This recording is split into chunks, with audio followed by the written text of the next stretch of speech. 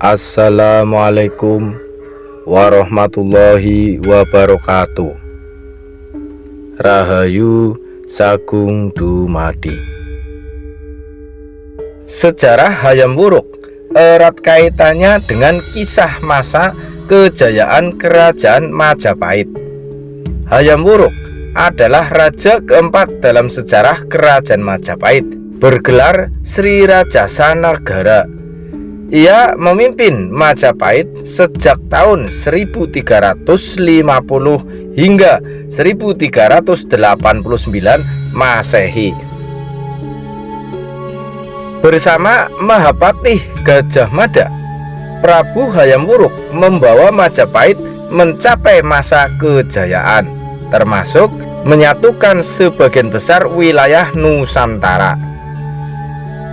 Sejarah Hayam Wuruk dikutip dari hasil penelitian Beni Supriyatno dan Siti Sidartani bertajuk Karakter Tokoh Hayam Wuruk yang terhimpun dalam Jurnal Visual Heritage volume 1 tahun 2019 Masehi. Hayam Wuruk adalah putra dari Tribhuwana Tunggadewi dan Sri Kertawardhana. Nama Hayam Wuruk bermakna ayam terpelajar. Saat ia dilahirkan, alam menyambutnya dengan terjadinya gempa bumi, hujan lebat, dan meletusnya Gunung Kelut di Jawa Timur. Tulisan Agus Susilo dan Andriana Sofiarini bertajuk Gajah Mada Sang Mahapatih Pemersatu Nusantara di bawah Majapahit tahun 1336 hingga 1359 Masehi dalam Jurnal Pendidikan Sejarah dan Riset Sosial Humaniora atau Kaganga volume 1 tahun 2018 menyebutkan Gajah Mada mengucapkan sumpah Amuktipalapa di hadapan Ratu Tribhuwana Tunggadewi saat Hayam Wuruk baru saja dilahirkan. Hayam Wuruk merupakan sosok yang pemberani dan tegas. Ia juga memiliki keahlian dalam bidang pemerintahan. Inilah yang kemudian membawanya sukses membawa Imperium Majapahit mencapai masa kejayaan. Masa kejayaan Kerajaan Majapahit, Timbul Haryono melalui riset berjudul Kerajaan Majapahit Masa Sri Rajasa Nagara sampai Girindrawardhana yang terhimpun dalam Jurnal Humaniora volume 5 tahun 1997 menyebutkan bahwa Hayam Wuruk dinobatkan menjadi Raja Majapahit bergelar Sri Rajasa Nagara pada tahun 1350 Masehi. Dikutip dari Krip dan Kahin dalam Historical Dictionary of Indonesia tahun 2012, Hayam Wuruk dinobatkan setelah Ratu Tribhuwana Tunggadewi menyerahkan tahta Majapahit kepadanya. Ketika menjadi Raja Majapahit, Hayam Wuruk baru berusia 16 tahun. Peran Mahapatih Gajah Mada sebagai sosok yang telah berpengalaman sangat penting dalam memerintahkan kerajaan yang dipimpin oleh Prabu Hayam Wuruk. Gajah Mada sudah mengasuh Hayam Wuruk sejak kecil. Bersama Gajah Mada, Hayam Wuruk membangun Majapahit ke puncak kejayaan berdasarkan falsafah kenegaraan Bhinneka Tunggal Ika Tanhana Dharma Mangrawa yang bermakna meskipun berbeda-beda tetapi tetap satu dan tidak ada kerancuan dalam kebenaran.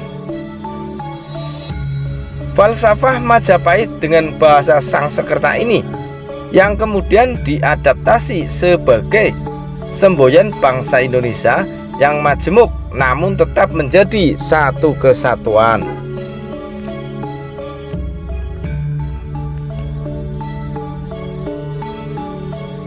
Pada masa Hayam Wuruk dan Gajah Mada, Majapahit tidak hanya berhasil memperluas daerah kekuasaannya.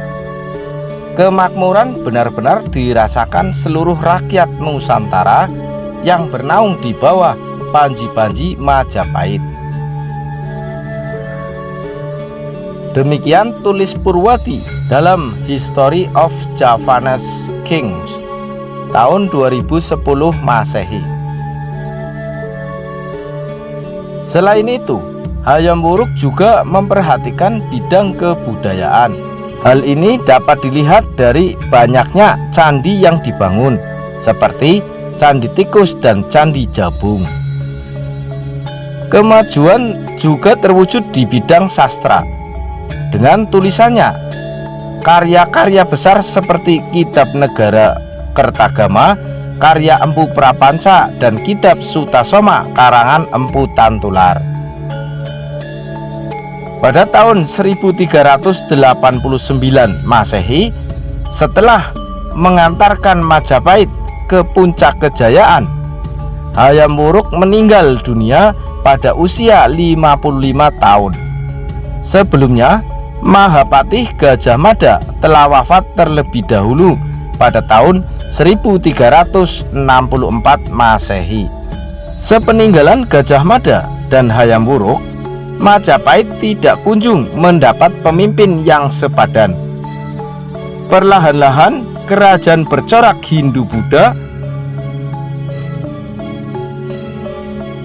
yang pernah menjadi imperium besar di Nusantara ini kehilangan pamor, hingga akhirnya tamat pada tahun 1478 Masehi akibat serangan dari kerajaan Islam pertama di Jawa, yaitu Kesultanan Demak. Kerajaan Majapahit pernah menjadi bagian dari sejarah besar bangsa Indonesia di Nusantara. Pusat pemerintahan atau ibu kota kerajaan yang berdiri pada akhir abad ke-13 Masehi beberapa kali berpindah lokasi di Jawa Timur seiring era kepemimpinan raja-raja yang pernah berkuasa.